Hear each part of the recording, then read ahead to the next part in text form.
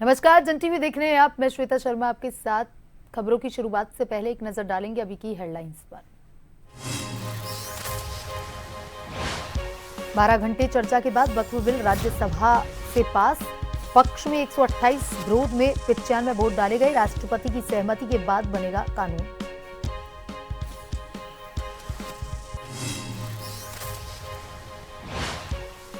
CM Dhami Almora दौरे पर। चैत्राष्टमी मेले में करेंगे शिरकत। शाम को हरिद्वार में युवा ऑल स्टार्स चैंपियनशिप 2025 के समापन समारोह में लेंगे भाग।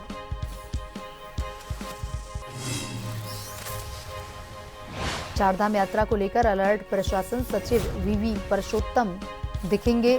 गंगोत्री धाम की व्यवस्था, बद्रीनाथ की जिम्मेदारी सचिव और राजेश कुमार को सौंपी। युगल किशोर पंत को मिली केदारनाथ की जिम्मेदारी। हल्द्वानी में 2 सड़कों का नाम बदला। नवाबी रोड बना अटल पथ और पंचक्की से आईटीआई तक की सड़क का नाम हुआ गुरु गोवलकर। मेयर गजराज बिष्ट ने किया शुभारंभ।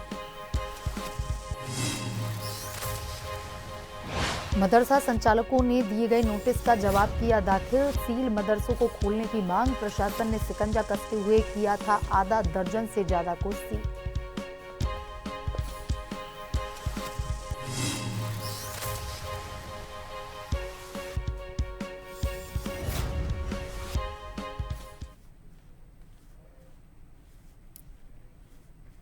और अब खबरें विस्तार से। वक्फ संशोधन बिल गुरुवार देर रात को 12 घंटे से ज्यादा लंबी चर्चा के बाद राज्यसभा में पास हो गया है। बिल के पक्ष में 128 और विरोध में 95 वोट पड़े हैं। इससे पहले बुधवार को लोकसभा में यह बिल 12 घंटे की चर्चा के बाद पास हुआ। अब यह बिल राष्ट्रपति के पास जाएगा। उनकी स्वीकृति मिलने के बाद यह कानून बन जाएगा। बिल पर चर्चा के दौरान बीजू जनता दल ने अपने सांसदों के लिए व्हिप जारी नहीं किया था। पार्टी ने कहा था सांसद अपनी अंतरात्मा की सुने और वक्फ बिल पर फैसला ले। भाजपा सांसद सुधांशु त्रिवेदी ने चर्चा के दौरान कहा वक्फ ने एक बार ताजमहल पर भी दावा कर दिया था। इसके बाद सुप्रीम कोर्ट ने उन्हें फटकार लगाई थी।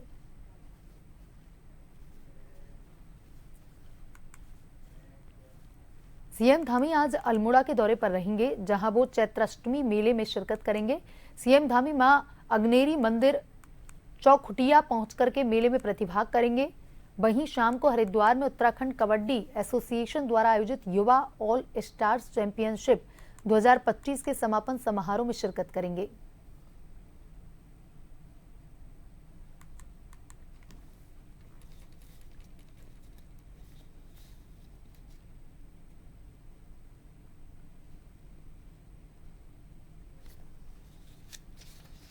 तो सीएम धामी आज अल्मोड़ा के दौरे पर रहेंगे, जहां वो चैत्राष्टमी मेले में शिरकत करने वाले हैं।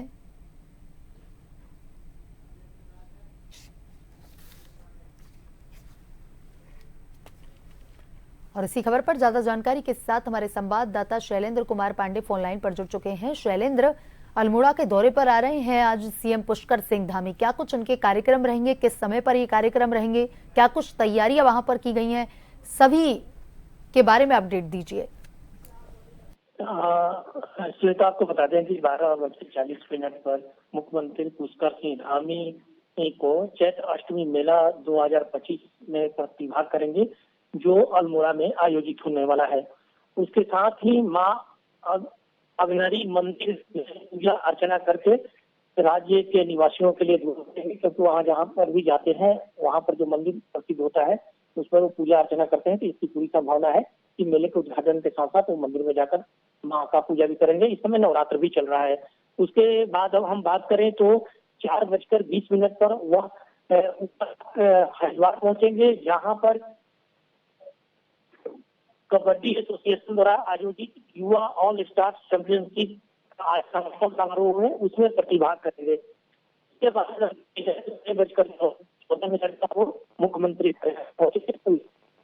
मंत्री का आज का जो दिन का विवरण है जो है हरिद्वार, तो फिर वो सामने देहरादून पहुंचेंगे। श्वेता जी शैलेंद्र, सीएम धामी अल्मोड़ा आ रहे हैं, क्या कुछ तैयारियां इन कार्यक्रमों को लेकर के की जा रही हैं? मेला की तैयारी पूरी जोर से की गई है। वहां पर बहुत सारे लोग भी आए हैं और ये प्रतिवर्ष मेला लगता है और इस बार नवरात्र चल रहा है, तो इस नवरात्र के अवसर पर इस मेले का आयोजन होता है।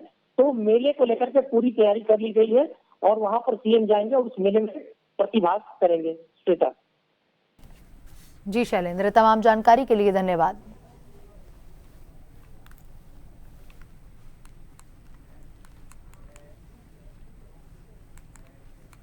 वहीं उत्तराखंड शासन से जुड़ी बड़ी खबर है, जहां चारधाम यात्रा व्यवस्थाओं के लिए सचिव नामित सचिव बीवी परषोत्तम गंगोत्री धाम की यात्रा व्यवस्था देखेंगे।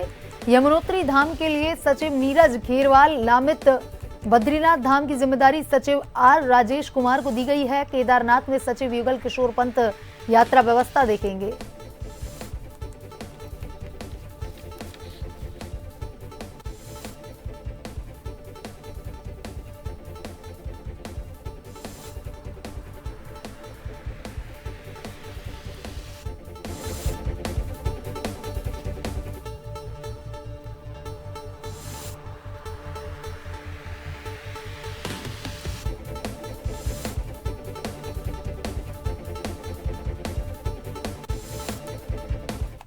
और इसी खबर पर ज्यादा जानकारी के साथ हमारे bureau chief SN Pant phone line पर जुड़ चुके हैं। एसएन पंत, चारधाम यात्रा की शुरुआत होने वाली है और उससे पहले तैयारियों को अंतिम रूप दिया जा रहा है, भव्य रूप से तैयारियां की जा रही हैं यात्रा को लेकर के, और अब यहां पर सचिवों के नाम भी सामने आ गए हैं कि कौन किस यात्रा की व्यवस्था को देखने वाला है, क्या कुछ अपडेट?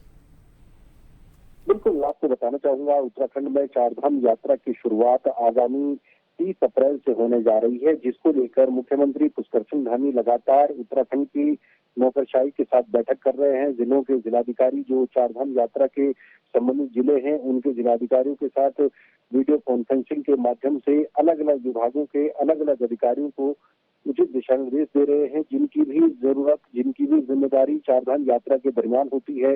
इसी कड़ी में राज्य के नवनियुक्त मुख्य सचिव आनंद वर्धन ने 4 महत्वपूर्ण जो सचिव हैं उनकी जिम्मेदारी यमुनोत्री, गंगोत्री, केदारनाथ और बद्रीनाथ में लगाई है और साथ ही साथ सचिवों को चारधाम में जाने के लिए सड़क मार्ग से ही जाने का आदेश जारी किया गया है। यानी अगर हम बात करें तो वीवीआरसी पुरुषोत्तम गंगोत्री धाम में जाएंगे सड़क मार्ग से और वहां का पूरा हालचाल लेंगे। इसके अलावा यमुनोत्री धाम में सचिव नीरज खेलवाल को भेजा गया है, बद्रीनाथ धाम में सचिव डॉक्टर आर राजेश कुमार को भेजा गया और केदारनाथ में सचिव युगल किशोर पंत को भेजा गया है।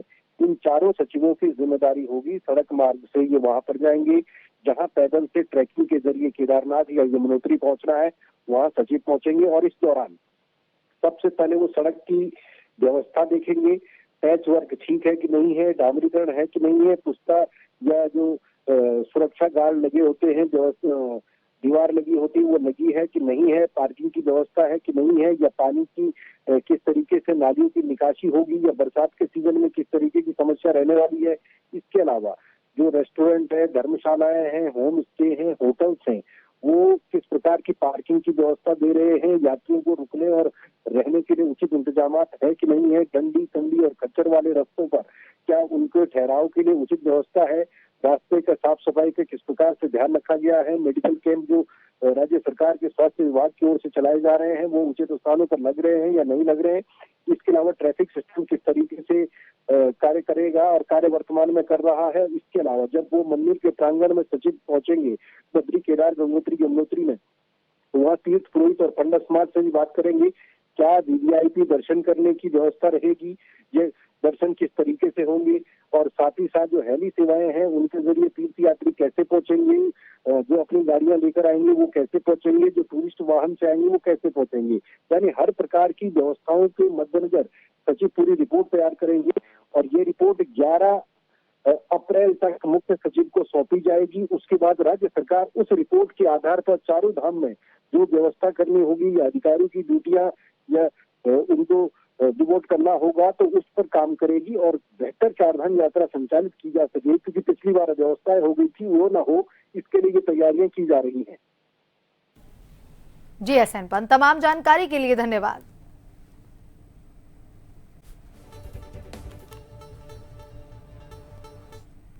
वहीं जिलाधिकारी संदीप तिवारी ने मुख्यमंत्री पुष्कर सिंह धामी के निर्देश पर बद्रीनाथ और हेमकुंड साहिब की यात्रा के सुचारू संचालन के लिए बद्रीनाथ धाम से चमोली तक यात्रा मार्ग के खतरनाक बने स्थलों का स्थलीय निरीक्षण किया। इस दौरान उन्होंने वीआरओ और एनएचआईडीसीएल के अधिकारियों से सुधारीकरण कार्य की जानकारी लेते हुए आवश्यक दिशा निर्देश भी दिए। चारधाम यात्रा की तैयारियों को लेकर जिलाधिकारी ने प्रशासन की टीम के साथ चमोली जिले के बलरामपुर जेपी बैराज के समीप गुलाब कोटी, पाताल गंगा, पागल नाला, भनेर पानी का स्थलीय निरीक्षण किया। इस दौरान उन्होंने अधिकारियों को बद्रीनाथ धाम की यात्रा शुरू होने से पूर्व हाईवे को सुचारू यातायात के लिए तैयार करने के निर्देश दिए।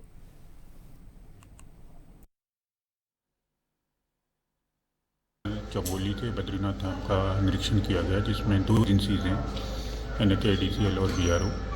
तो काम अच्छा चल रहा है, तीव्र गति से चल रहा है और आशा है कि यात्रा से पहले सुगम बना दिया जाएगा इन सबको। तो फिलहाल बीआरओ के जो नए ब्रिजों का निर्माण हो रहा है उसमें अच्छी गति देखने को मिली है और लामबगड़ में जहाँ पे कंजेशन पॉइंट रहता था वहाँ भी अच्छी कार्य प्रगति देखने को मिली है। तो कुछ ब्रिजेज ऐसे हैं जो इसी यात्रा सीजन में कमीशन हो जाएंगे, स्टार्ट हो जाएंगे और 1-2 ब्रिजेस ऐसे हैं जो नेक्स्ट यात्रा सीजन तक तैयार हो जाएंगे। लेकिन उनके लिए भी व्यवस्था ये रखी है कि यात्रा सुचारू रहेगी, डबल लेन चलेगा। हल्द्वानी में राज्य के उच्च शिक्षा मंत्री धन सिंह रावत ने इंदिरा प्रियदर्शनी महिला डिग्री कॉलेज में परीक्षा भवन का शिलान्यास किया।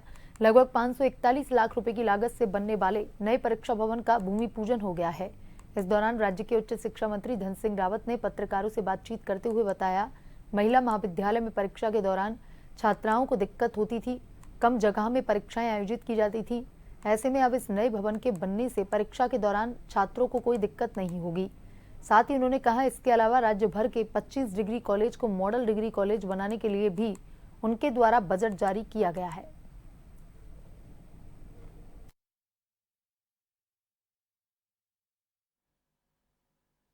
हमारी सरकार ने पूरे प्रदेश में 18 डिग्री कॉलेजों को परीक्षा भवन दिए हैं। लगभग 5.5 करोड़ रुपए की लागत से एक बन रहा है। उसका मेन मकसद यह है कि लगभग 500 बच्चे एक परीक्षा हॉल में परीक्षा दे सकते हैं। वो मल्टीपर्पज़ भी रहेगा, कभी कोई कार्यक्रम होगा तो वहाँ पे किया जा सकता है। दूसरा, कई बार क्या है कि बच्चे ऑनलाइन परीक्षा देते हैं तो वहाँ पे कंप्यूटर की सारी व्यवस्था रहेगी। वैसे हम 25 डिग्री कॉलेजों को मॉडल डिग्री कॉलेज बना रहे हैं, उसके लिए भी लगभग 70 करोड़ रुपये हमने अब मुक्त कर दिए हैं। और 25 डिग्री कॉलेजों में हम गरीब बच्चों के लिए छात्रावास बना रहे हैं।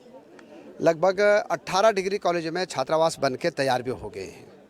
अभी जो हमारा MBPG डिग्री कॉलेज है उसका भी छात्रावास बन के तैयार हो गया। एक दिन अभी मुख्यमंत्री जी और हम लोग उसका लोकार्पण करने जा रहे हैं। वक्त तो चला है छोटे से ब्रेक का। ब्रेक के बाद वापस खबरों की तरफ रुख करेंगे।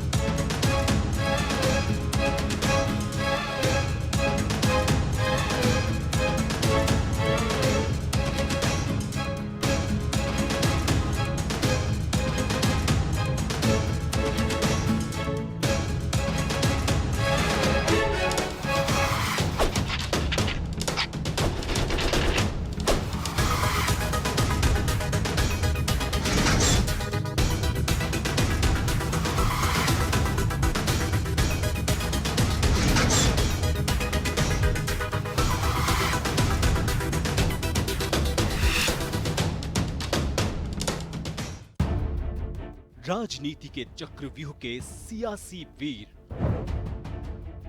अपराध के अंधेरे की स्याह तस्वीर, मैदान में पसीना बहाते खेल के सितारे,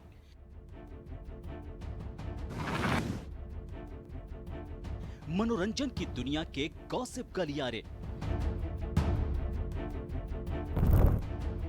शिक्षा की रोशनी से होता भविष्य उजियारा, अर्थव्यवस्था हो या ऊपर नीचे होता मार्केट का पारा, हर हलचल पर नजर रखते हमारे खबरों के जांबाज। हम हैं जन टीवी, जन जन की आवाज।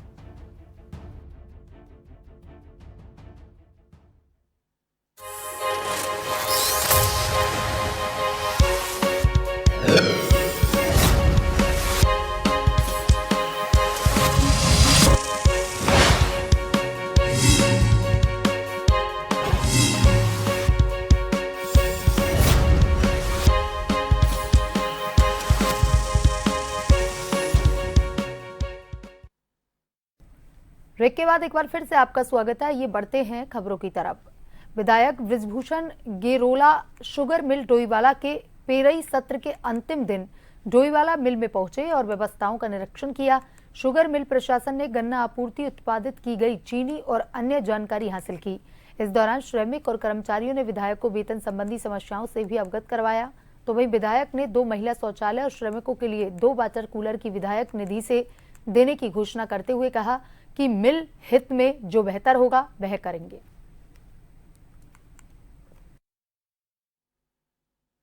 कर्मचारियों की मांग थी कि यहाँ पर फैक्ट्री में वाटर कूलर की आवश्यकता है और हमारा श्रमिक भाई, कर्मचारी भाई यहाँ पे आता है, किसान भाई भी आता है, तो वाटर कूलर मैंने आज यहाँ पर 2 वाटर कूलर देने की यहाँ पर घोषणा की है। वो जल्दी यहाँ पर 2 वाटर कूलर यहाँ पे हम लगवा देंगे। साथ में 2 महिलाओं के लिए शौचालय, 2 शौचालय हम महिलाओं के लिए, जो यहाँ पे महिला कर्मी हमारे कर्मचारी हैं, उनके लिए भी 2 शौचालय यहाँ पर मैं उसकी देने की घोषणा कर रहा हूँ। पेराई सत्र 2024-25 का लगभग समाप्ति की ओर अग्रसर है, क्योंकि गन्ने के क्रय केंद्र जो थे वो सब फ्री कर दिए गए थे, गेट फ्री हो गया है और इस समय बहुत ही कम आवक बची हुई है और लगभग सभी सोसाइटियों से जो है आपका सर्टिफिकेट आ गया है कि पेराई योग्य गन्ना नहीं बचा हुआ है। तो इस बार लगभग हम 27,75,000 से ज़्यादा जो है गन्ने की क्रशिंग करेंगे। हल्द्वानी शहर के 2 सड़कों का नाम बदल दिया गया है। हल्द्वानी की नवावी रोड अटल पथ के नाम से जानी जाएगी, तो वहीं दूसरी तरफ पनचक्की से ITI तक सड़क का नाम गुरु गोवलकर मार्ग रखा गया है। मेयर गजराज बिष्ट ने दोनों सड़कों का शुभारंभ किया और इस दौरान उन्होंने कहा कि गुलामी की याद दिलाने वाली सड़कों के नाम बदलने का प्रस्ताव नगर निगम के बोर्ड में आया, जिसके बाद सरकार ने उसे स्वीकारा और नाम बदल दिया गया। हल्द्वानी शहर में अभी 26 फरवरी को हमारी जो बोर्ड बैठक हुई, उसमें कई सड़कों के नाम बदलने का प्रस्ताव उसमें पारित हुआ है। आज माननीय मुख्यमंत्री जी के दिशा निर्देशन पर ये जो नवाबी रोड थी, जो हमें पुराने नवाबों की याद दिलाती थी, आज उसको बदलकर मैं समझता हूँ कि पुष्पांजलि हमने आदरणीय अटल बिहारी वाजपेयी के चरणों में समर्पित की है, क्योंकि इस प्रदेश को बनाने का श्रेय अगर किसी एक व्यक्ति को जाता है तो वो माननीय अटल बिहारी वाजपेयी हैं। मैं समझता हूँ कि आज हमने एक जो उत्तराखंड प्रदेश की ओर से, हल्द्वानी शहर की ओर से पुष्पांजलि आदरणीय अटल जी के चरणों में समर्पित की है। देहरादून के वरिष्ठ पुलिस अधीक्षक अजय सिंह गुरुवार को डोईवाला कोतवाली पहुंचे और कोतवाली परिसर के साथ महिला हेल्पलाइन, मालखाने और पुलिस कार्यालय के साथ अस्त्र शस्त्रों की जांच की।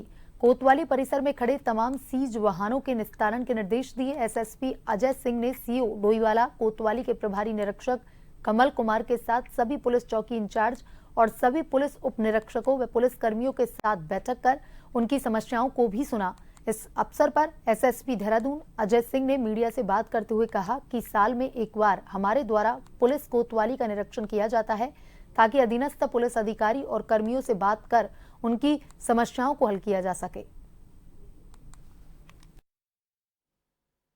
बेसिक जो फोकस रहता है कि जो हमारे थाने का रखरखाव है, रिकॉर्ड्स का रखरखाव है, जो माल खाना है हमारा, या अन्य जो साफ सफाई व्यवस्था रहती है, इसका प्राथमिक रूप से एक निरीक्षण भी किया जाता है जो देखने में संतोषजनक और अच्छा भी है।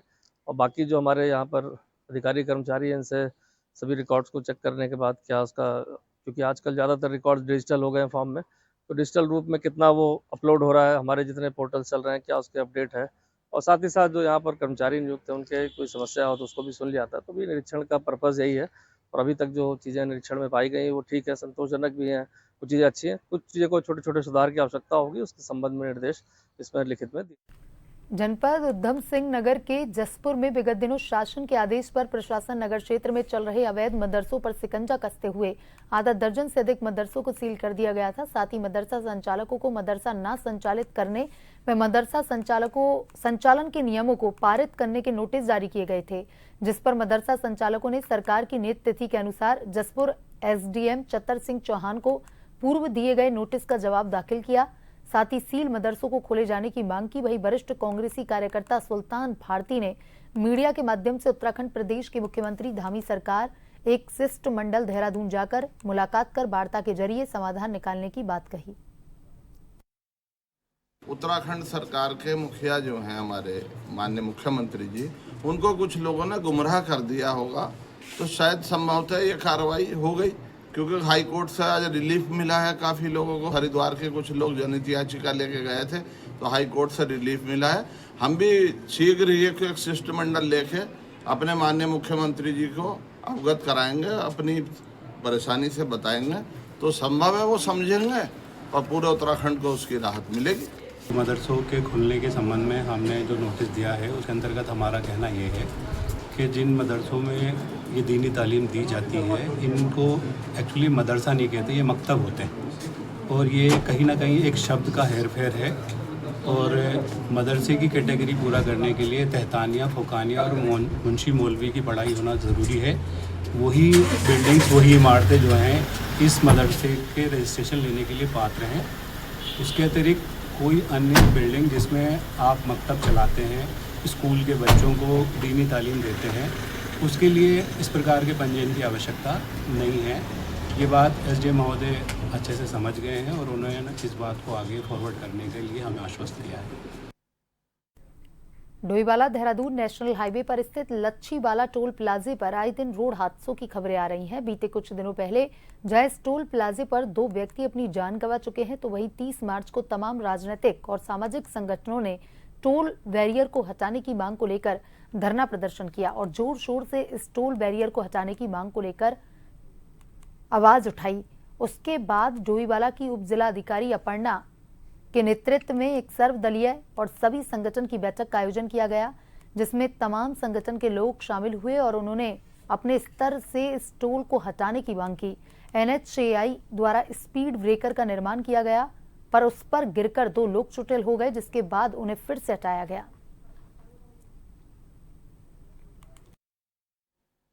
हमारी मांग थी कि इस टोल बैरियर को जड़ से उखाड़ा जाए, जो हमारी मांग है। और जिस तरीके से वहाँ स्पीड ब्रेकर बनाए गए और ऊंचे ऊंचे स्पीड ब्रेकर बनाए गए, तो कल जैसा सबने देखा कि कई गाड़ियों का एक्सीडेंट हुआ। 2 व्हीलर जो स्पीड से दूर से आ रही है उनको अचानक से ब्रेकर नहीं दिखा तो कई लोगों का एक्सीडेंट हुआ।